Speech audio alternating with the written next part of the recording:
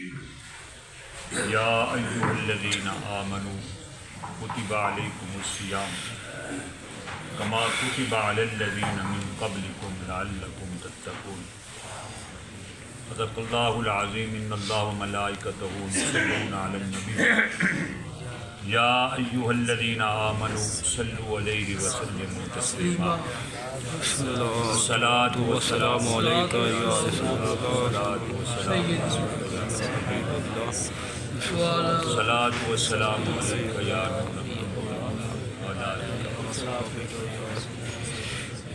جو اب آپ دور بیٹھے ہیں اور وہ پریشان ہیں تو قریب ہو جائیں، یہ صحابہ کرام کی سنت پہ بھی عمل ہو جائے گا اور بات بھی واضح ہو جائے گی۔ مائک میں اتنی بات واضح نہیں ہوتی جتنی ہم آسانی سے آپس میں بات کر لیں۔ یہ کویشچن ہے اور بہت بڑا اہم سوال کیا ہے محترم نے کہ جس شخص کی نمازیں قضا ہوئی ہوں اور تعداد بھی معلوم نہ ہو تو وہ رمضان مبارک کے آخری جمعہ کے دن 4 نفل ایک سلام کے ساتھ پڑھیں۔ ہر رکعت میں سورۃ فاتحہ کے بعد آیت الکرسی 7 بار اور سورۃ کوثر جو ہے وہ 15 بار پڑھیں۔ اگر 700 سال کی نمازیں بھی قضا ہوئی ہوں تو اس کے کفارے کے لیے یہ نماز کافی ہے۔ یہ جھوٹ ہے، 101% جھوٹ ہے۔ اور میرے کریم آقا صلی اللہ تعالیٰ علیہ وسلم فرمایا کہ جس نے کوئی بات مجھ سے بغیر تحقیق کے، بغیر ثبوت کے میری طرف سے منسوخ کی اور وہ سچ نہ ہوا تو قیامت والے دن فلیس منی، اس کا اور مجھ محمد کا کوئی واسطہ نہیں۔ یہ الفاظ بھی ہیں کہ وہ اپنا ٹھکانہ جہنم میں بنا لے۔ نبی پاک صلی اللہ تعالیٰ علیہ وآلہ وسلم نے صرف 1 سال رمضان کے روزے فرض ہونے کے بعد اعتکاف نہیں بیٹھے تھے تو اگلے سال آپ نے 20 دن اعتکاف فرمایا۔ اس اعتکاف کی قضا جو ہے وہ آپ نے اگلے سال پوری کی۔ کائنات کے آقا جنہیں اللہ نے ہر اختیار سے نوازا، اگر انہوں نے ایسا نہیں کیا تو امتی کو کس نے اختیار دیا؟ جب یہ رمضان شروع ہوا تو میں نے یہ آیتیں پیش کی تھی، اب بھی موجود ہیں قرآن میں سورۃ بقرہ میں، کہ اگر کوئی بندہ فرض روزے نہیں رکھ سکتا، مریض او علی سفر، مریض ہو یا مسافر ہو، فعدۃ من ایام اخر، تو اس کا حکم کیا ہے کہ بعد میں وہ پورے کریں۔ لیکن بعد میں بھی وہ ٹھیک نہیں ہوتا یا سفر پورا اس کا نہیں ہوتا، مجبوری ہے، تو پھر معافی کے لیے کیا حکم ہے؟ فدیۃ طعام مسکین۔ قرآن پڑھتے تو ایسے سوالات فیس بک پہ نہ ہوتے، علماء کرام سے رابطے میں ہوتے جید عالموں کے ساتھ۔ آپ مولوی نا تیرا بیچارہ آخری 5-4 سوٹا نہ مولوی ہے کہ پگڑی کے چوبا کبا وہ نعت خان تھے، بالکل نہ۔ بیچ اللہ نے ایک بندے بھی ہیں لیکن اکثر نعت خان بھی ان پڑھ۔ اللہ نے فرمایا فدیۃ طعام مسکین۔ فدیہ کیا ہے؟ 2 ٹائم کا کھانا۔ پھر ساتھ ہی فرمایا کہ فصوموا خیر لکم، اگر تم روزہ رکھتے تو تمہارے لیے یہ بہتر تھا۔ اس کو حرف آخر نہیں فرمایا۔ قضا نمازیں جو ہیں ان کی قضا پڑھنا ہر بندے کے لیے لازم ہے۔ اچھا، اللہ نے تو فرض فرمایا فجر، ظہر، عصر، مغرب، عشاء، اور یہ 4 رکعت نماز یہ فرض ہے، یہ تو نفل ہے۔ پھر نفل فرضوں کی کفایت کیسے کرے گی؟ بندے کو اگر بھوک لگی اس کو نہلا دیا جائے تو ٹھیک ہے، بھوک مٹ جائے گی۔ فل بھوک لگی ہو، اے سی چلا دیا جائے، اس کو بٹھا دیا جائے اے سی میں، ادھر بیٹھ، وہ ختم ہو جائے گی۔ بندے کو نہانے کی ضرورت ہو، شربت پلا دیا جائے، ٹھیک ہے۔ اللہ نے ہر عبادت کو اپنی جگہ پہ بالکل فٹ ثابت فرمایا۔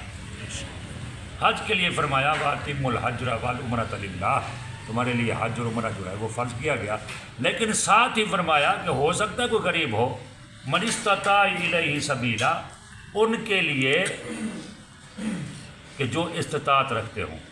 نبی پاک صلی اللہ تعالی وسلم نے جب حج سے فراغت کی نا، عمرے کثرت سے کیے، حج ایک کیا یا دو کیے، تو ایک صاحب نے پوچھا یا رسول اللہ ہر سال حج کریں گے؟ نبی پاک خاموش ہے۔ پھر پوچھا یا رسول اللہ ہر سال حج کریں گے ہم سب؟ نبی پاک پھر بھی خاموش ہے۔ جب تیسری مرتبہ پوچھا تو نبی پاک صلی اللہ تعالی علیہ وآلہ وسلم جلال میں آپ کے چہرے پہ ناگواری کے آثار واضح تھے۔ فرمایا جس چیز سے میں محمد تمہیں روکوں اس سے رک جاؤ، جس چیز کا حکم دوں وہ کرو، وما آتاکم الرسول، جو تمہیں رسول عطا کرے، عطا سے مراد تو یہ قرآن ہے نا، قرآن کا حکم ہے، اس میں سے جو محبوب تمہیں فرائض کے بارے میں کہے، سنت کے بارے میں کہے، فرض کے بارے میں کہے، اس کی پیروی کرو، اور اس کی پیروی ہی اطیع الرسول ہے۔ میں نے تو نہیں کہا نا کہ ہر سال حج کرو، آپ بار بار پوچھ رہے ہو، چاہتے ہو کہ اللہ تعالیٰ ہر بندے پہ حج فرض کر دے، تو پھر غریبوں کا کیا ہوگا؟ چپ رہو۔ اللہ نے فرمایا من استطاع الیہ سبیلا، جس کے پاس پیسے ہوں، طاقت ہو، وہاں جا سکتا ہو، سفر کر سکتا ہو، تو اس کے لیے حج ہے، ہر مسلمان کے لیے حج نہیں۔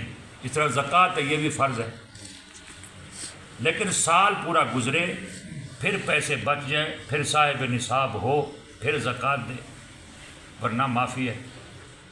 تو نماز کا حکم یہ ہے کہ وہ خود پڑھے، اس طرح کا کوئی نہ بخاری میں حکم ہے، نہ مسلم شریف میں حکم ہے جو 6 کی کتابیں ہیں، نہ ابو داؤد شریف میں ہے، نہ دارمی شریف میں ہے، نہ بیہقی شریف میں ہے، کسی بھی تفسیر کی کتاب میں نہیں، ابن کثیر میں نہیں، روح المعانی میں نہیں، تفہیم القرآن میں نہیں، جتنی بھی مشہور تفسیریں ہیں کسی میں نہیں۔ جس نے بھی یہ لکھا اس نے قوم کے ساتھ ظلم کیا۔ نوجوان لوگ یہی سمجھیں گے، اور پھر ادھر 700 سال وہ اللہ کے بندے، نبی کی امت جو ہے یہ کبھی 100 سال سے اوپر گئی بھی ہے؟ 700 سال، جھوٹ کی کوئی تو حد ہو۔ اللہ نے قرآن میں کہیں بھی تعداد مقرر نہیں فرمائی، صرف ایک صورت میں فرمایا انا انزلناہ فی لیلۃ القدر، کہ ہم نے اس رات قرآن اتارا، لیلۃ القدر خیر من الف شہر۔ تمہیں کیا پتہ کہ یہ کیا ہے؟ الف کہتے ہیں 1000 کو، 1000 مہینے، یہاں صرف حکم آیا ہے 1000 مہینوں سے افضل۔ لیلۃ القدر خیر من الف شہر، یعنی بہتر ہے 1000 مہینوں کی عبادت سے۔ تنزل الملائکہ، اور ساتھ یہ بھی فرمایا اس لیے افضل ہے کہ اس میں اللہ کے فرشتے نازل ہوتے ہیں اور روح الامین نازل ہوتے ہیں۔ تنزل الملائکۃ والروح بإذن ربہم، رب کے حکم سے۔ اور سلام کب تک؟ ہی حتی مطلع الفجر، جب تک کہ صبح نہ ہو جائے، ساری رات سلامتی کی ہے۔ باقی کہیں گنتی آئی؟ پورے قرآن میں گنتی نہیں ہے کسی بھی عبادت کی۔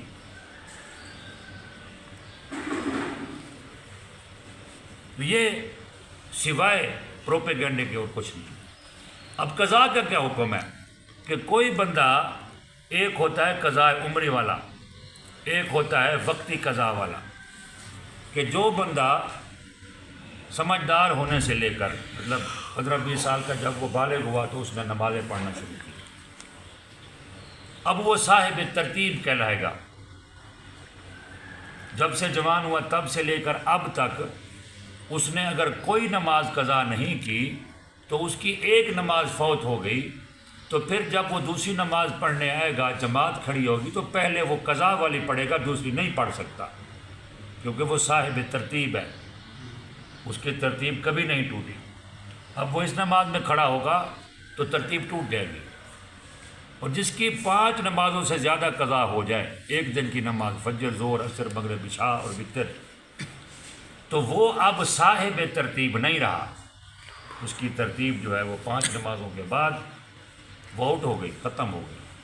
اب اس کو اختیار ہے کہ پہلے وہ جماعت کھڑی ہے وہ پڑھے یا پہلے قضا پڑھے، اس کی مرضی ہے۔ اور یہ بھی حکم ہے کہ جس کی نماز قضا ہو وہ مسجد میں آ کے نہ پڑھے، تاکہ لوگ اس کو ایسا نہ سمجھیں کہ یار سوچتا ہے نماز قضا کر کے پڑھتا ہے۔ جماعت تو اس کی رہ گئی، پھر وہ جہاں پڑھے گا ایک نماز کا ثواب پائے گا۔ تو قضاء عمری کا کیا حکم ہے کہ جس بندے کے دل میں خوف ہو اور وہ چاہے کہ میں قضاء عمری کروں، تو اس کا طریقہ یہ ہے کہ جتنے سال اس کے چھوٹی نماز وہ اندازہ لگائے، یا اس کو ڈیفینیٹلی پتہ ہے، پکا پتہ ہے کہ 10 سال ہے 20 سال ہے، پھر وہ کیسے اندازہ لگائے گا؟ کوئی عام ان پڑھ بندہ بھی ہوتا ہے، ڈر جاتا ہے رب کے خوف سے، تو وہ بیٹھ کے نا کاپی پنسل لے کے وہ اندازہ لگائے گا کہ ایک مہینے میں میری نمازیں ٹوٹل کتنی بنتی ہیں۔ ایک مہینے میں فجر، ظہر، عصر، مغرب، عشاء اور وتر واجب ہے، یہ 6 نمازیں بنتی ہیں، اور 6 کو ضرب دیں 30 کے ساتھ تو 180 نمازیں بنتی ہیں۔ اب اس کو علیحدہ علیحدہ لکھے، فجر کی علیحدہ، اس کی 30 دونیں 60 رکعتیں بنے گی نا، اور 4 تریاں 12 ظہر کی 120 بنے گی، عصر کی بھی 120، مغرب کی 90 فرض صرف، اور عشاء کی 4 فرض اور 3 وتر واجب ہے، 7 1 کی 210۔ ایسے علیحدہ علیحدہ لکھے کہ ایک مہینے میں میری فجر کی اتنی بنتی ہیں، ظہر کی اتنی بنتی ہیں رکعتیں، عصر کی، مغرب کی، عشاء کی، پھر اس کو ضرب دے جتنی اس کی قضا ہے، تو وہ ٹوٹل اس کی کیلکولیشن آ جائے گی۔ اب اس کو اختیار ہے کہ وہ پہلے فجر کی پڑھنا چاہے، پہلے ظہر کی پڑھنا چاہے، پہلے عصر کی، وہ فوت جو ہو گئی، مغرب کی پڑھنا چاہے، عشاء کی پڑھنا چاہے، اسے اختیار ہے۔ جون سی مرضی پہلے پیچھے پڑھے، وہ تو پہلے ہی فوت ہو چکی ہے، سوائے 3 وقتوں کے جب چاہے وہ قضا دے سکتا ہے۔ صبح جب سورج طلوع ہو 22-25 منٹ چھوڑ دے، پھر پڑھتا رہے، اس وقت جب زوال کا ٹائم آ جائے اس کا پتہ کرے، یا اس کو خود کو پتہ ہے یا کسی عالم دین سے پتہ کرے، وہ بھی جتنے منٹ ہیں وہ بھی چھوڑ دے، 25-30 منٹ، آدھا گھنٹہ یا گھنٹہ لگا لے۔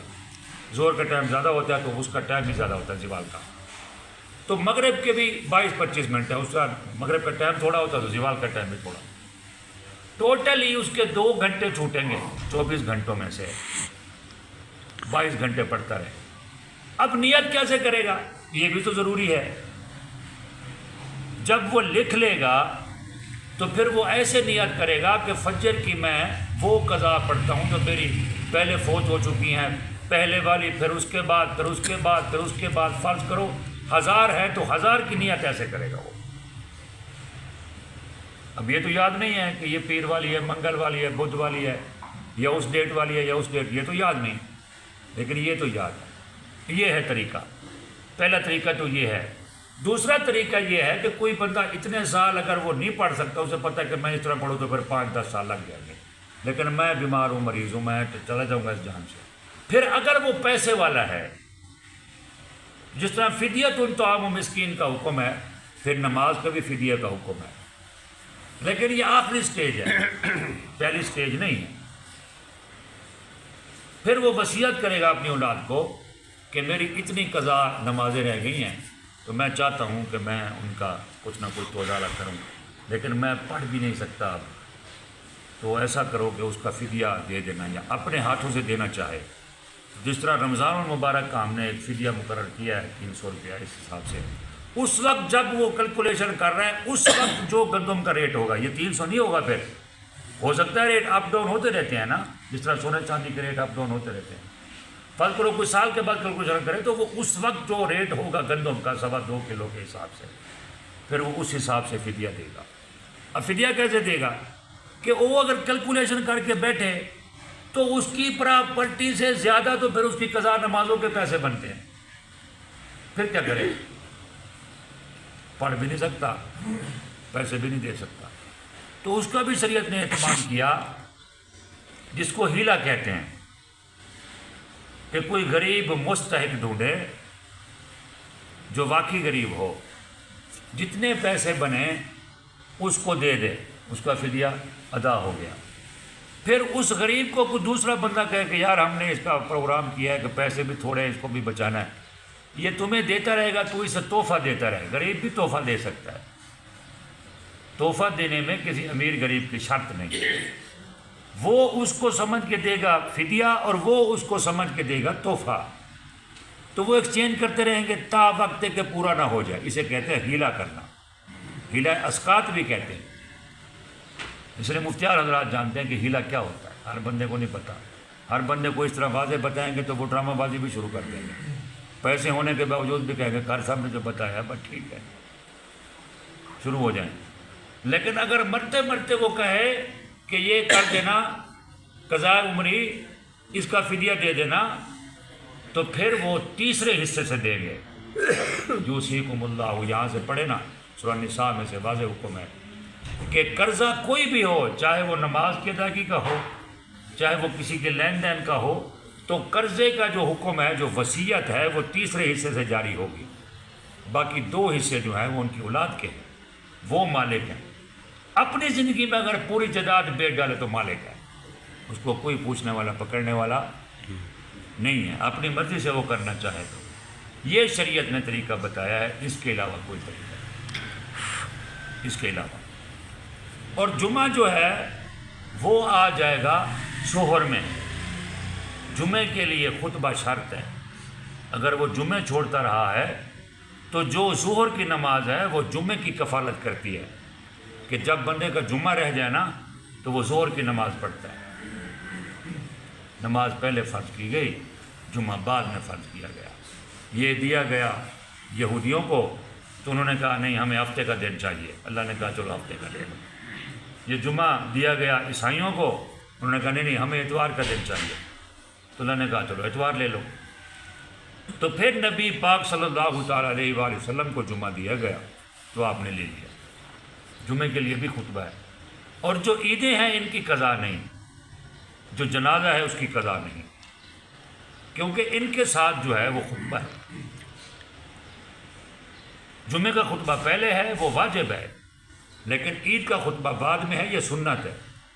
کوئی بندہ عید پڑھ کے اگر دعا مانگ کے چلا بھی جائے تو کوئی حرج نہیں، لیکن جمعے میں ایسا نہیں کر سکتا۔ یہ ہے واضح حکم۔ اب اس کی تفصیل تو لوگ جانتے نہیں، فیس بک پہ دھڑا دھڑ چڑھ رہے ہیں، ملین ٹریلین لوگ دیکھ رہے ہیں اور لڈیا پا رہے ہیں کہ اللہ جی فارمولات ہیں آگے۔ پاکستانی قوم ویسے کاہل اور سستے، یہ ہو یہ جگاڑ دی ماہرے، یہ لفظی اللہ کرے کوئی ہو جی گل مولوی صاحب کرے صحیح، وہ تو عمل کر رہی کرنا نا۔ دین بالکل صاف اور واضح ہے۔ کسی نبی نے، کسی صحابی نے اللہ کے حکم کے بغیر اپنی مرضی سے کوئی جگاڑ نہیں لگایا، نہ اللہ نے حکم دیا۔ نبی پاک صلی اللہ تعالی وسلم کے آخری الفاظ یہ تھے کہ میں آپ لوگوں کو اس بے دینی کے دور سے، جہالت کے دور سے نکال کے اسلام کے دور میں لا کے کھڑا کر دیا۔ اب میرے پردہ فرمانے کے بعد الٹے قدموں پہ نہ چلے جانا، یعنی پھر دین کو نہ چھوڑ دینا، زکوٰۃ کو زکوٰۃ سمجھنا، روزے کو روزہ سمجھنا، حج کو حج سمجھنا، جو فرائض ہیں ان کو فرائض۔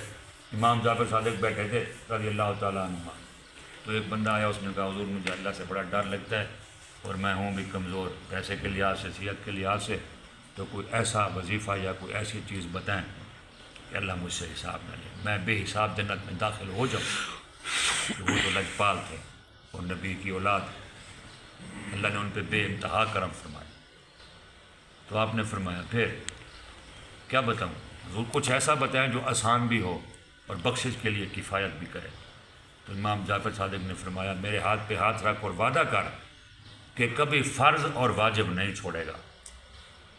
امام جعفر صادق فرما رہے ہیں امام حسین کتنی سختی میں تھے اس وقت، کربلا کے واقعات تو پڑھے سنے، اس سے کوئی بڑی سختی ہے کہ جن کے سارے گھر والے ان کے سامنے تڑپ رہے ہوں، وہ بھی لاکھوں تک صحرا میں، انہوں نے عذر پیش کیا کہ اتنے لوگ شہید ہو گئے، پانی تک نہیں ہے، میں مشکل میں ہوں، مسافر بھی ہوں، اور میں ہوں حسین ہوں، نبی کا نواسہ بھی ہوں، جسے نبی نے کندھوں پہ اٹھایا بھی ہے، اور جنتی جوانوں کا سردار بھی، انہوں نے کوئی بہانہ بنایا، کوئی ایک نماز چھوڑی، گھر والوں کو فرمایا کہ میرے جانے کے بعد معافی ہے۔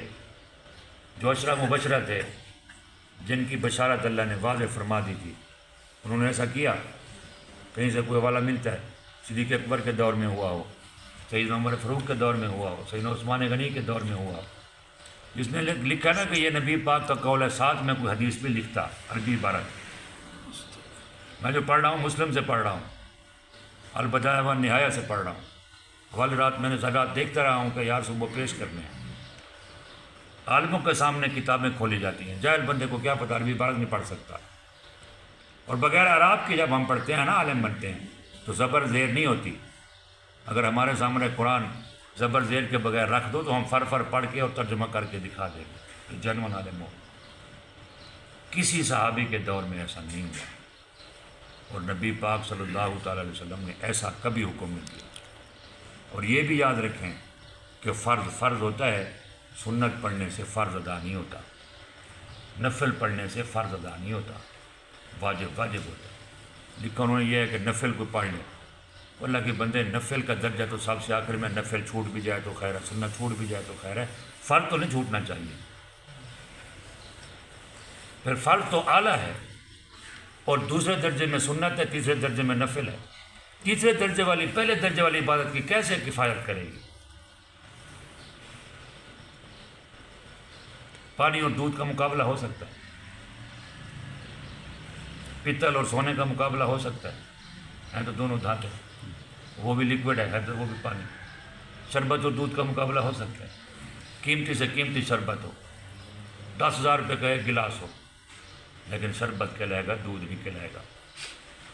نفل کا درجہ نفل کا ہے، سنت کا درجہ سنت کا ہے، فرض کا درجہ فرض کا۔ اللہ نے جو فرض فرمایا ہے فرض، وہ کسی اور چیز سے ادا نہیں ہوتا۔ اللہ تعالیٰ سمجھنے کی آمین۔